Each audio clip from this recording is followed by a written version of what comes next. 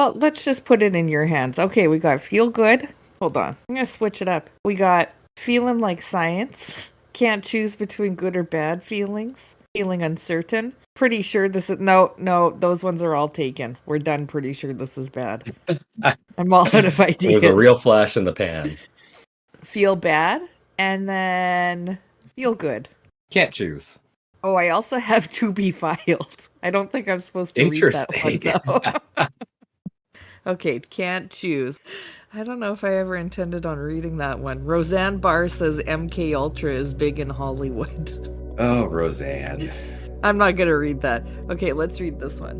Astronomers capture radio signal from distant galaxy. And who knows when this is from, because who knows when I filed it. January 2023, so over a year ago. They may have already invaded us. How do stars form in distant galaxies? Astronomers have long been trying to answer this question by detecting radio signals emitted by nearby galaxies. However, these signals become weaker the further away a galaxy is from Earth, making it difficult for current radio telescopes to pick it up. Makes sense. Yeah.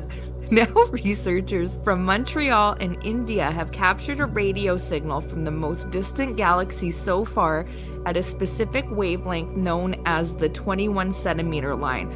I think we're all familiar with that, allowing astronomers to peer into the secrets of the early universe, which I assume we figured them out by now. It's been a year. With the help of the giant Metrovave radio telescope in India, this is the first time this type of radio signal has been detected at such a large distance. Quote, a galaxy emits different kinds of radio signals. Until now, it's only been possible to capture this particular signal from a galaxy nearby, limiting our knowledge to those galaxies closer to Earth, says Arnab Chakraborty. I couldn't have said that more Canadian. A postdoctoral researcher at McGill University under the supervision of Professor Matt Dobbs. But thanks to the help of naturally occurring phenomenon called gravitational lensing, we can capture a faint signal from a record-breaking distance. This will help us understand the composition of galaxies at much greater distances from Earth, he adds. So then it goes on to say that it's looking back into time at the early universe, which doesn't make sense to me. It just doesn't make sense to me that they think they can use telescopes to look at the universe being formed. Like, why?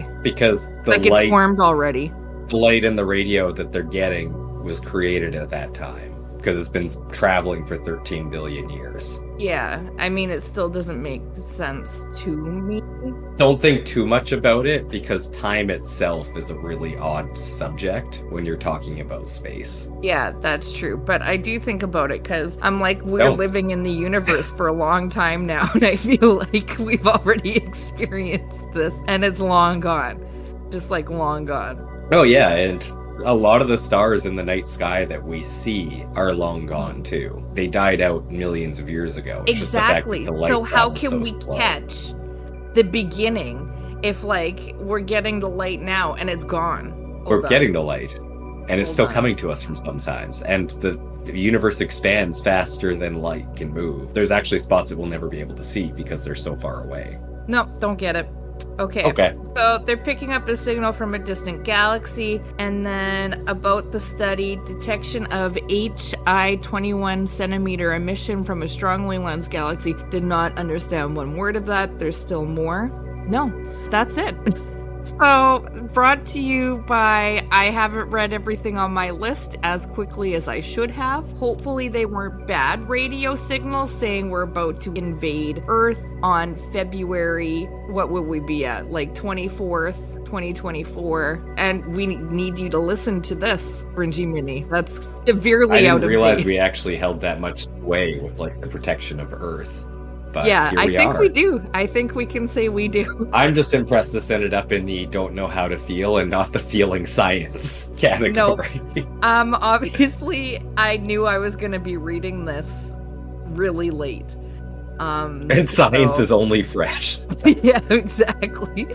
And this study's extremely out of date now, so I'm unsure about it. I'm unsure that I should have even read this article. I mean, on the universal scale, it's real on time. Okay. But anyhow, that gives you all a universe of time in exactly 48 hours to get back here. So we'll see you on Friday. Okay, bye.